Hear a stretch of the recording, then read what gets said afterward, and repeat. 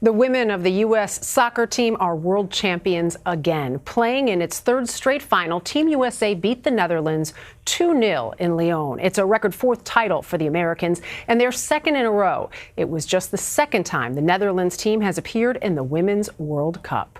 More than 61 minutes into the game, the U.S. scored its first goal thanks to a converted penalty kick by Megan Rapinoe. Midfielder Rose Lavelle followed it up with a left-footed strike for the final goal of the tournament. Joining me now is Roger Gonzalez. He's a writer for CBS Sports. Roger, some perspective here right off the bat. A fourth World Cup title for Team USA, a back-to-back World Cup title for them as well, with so much pressure on them going into this. What should we make of Team USA's victory today?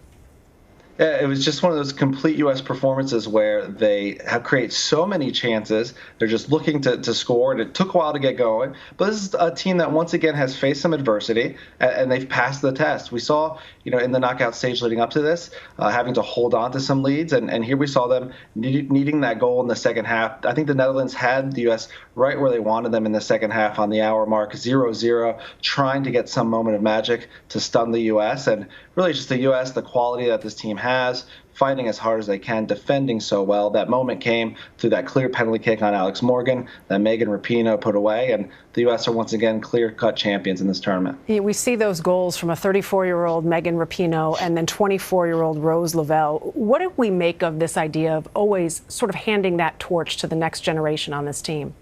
Yeah, it's a nice feature to have all these players where you can just kind of never rebuild. You're just reloading. And I think Rose Lavelle is one of those faces of this team moving forward. Certainly, Alex Morgan, even though she's 30, is someone who could still contribute at this next World Cup. And, for this team to go back-to-back to win their fourth title, and you think about Coach Jill Ellis, who has yet to lose a game at a World Cup, it's certainly incredible. And I think there's certainly more than enough talent coming up through the pipeline for this team to be one of the favorites again in 4 years' time. Yeah, and you talked about the Netherlands. They did have their chances, and it was interesting. They held the U.S. scoreless in the first 12 minutes. First time anybody had done that in this World Cup tournament. What did go wrong for the Netherlands, though, if you can put something on them versus what the U.S. was able to do? Sure. I mean, their goalkeeper kept them in this, certainly in the first half. But I think sometimes we saw with the Dutch when they were attacking, they held onto the ball a bit too long. There were a couple chances where they had to get into space and take a shot, took one too many touches, and then they were just closed out. So they never really felt like too much of a threat to score. Just to have one shot on goal certainly isn't enough against the U.S. team. But credit to them for, going an hour without letting the U.S. score. That's certainly a remarkable feat that no other team in this tournament was able to do. If you had to give a standout performer of the overall World Cup tournament to one member of the U.S. squad, who would it be?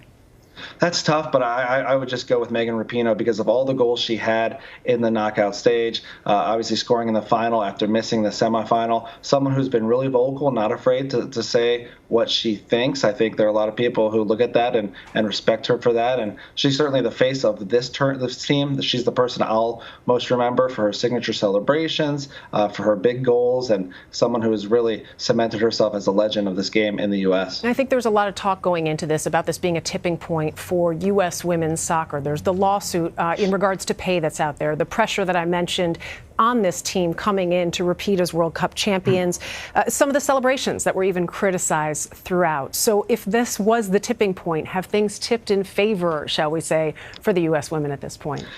Yeah, I mean, it's tricky. It's very hard to predict how all of this will turn out as they continue to fight for equal pay. But I think they can reference these results and what this means to the sport in the U.S., the money that it brings in for U.S. soccer. I mean, this team is more than just the gold standard of the sport on the women's side. They've done a whole lot more on the global scale than the men's side. And, I think they have more than enough evidence to state their case as to why they feel they deserve better. And now it's just trying to get through those legal hurdles and see if there's, some improvement there moving forward. So much fun to watch. Roger Gonzalez, thank you for the perspective.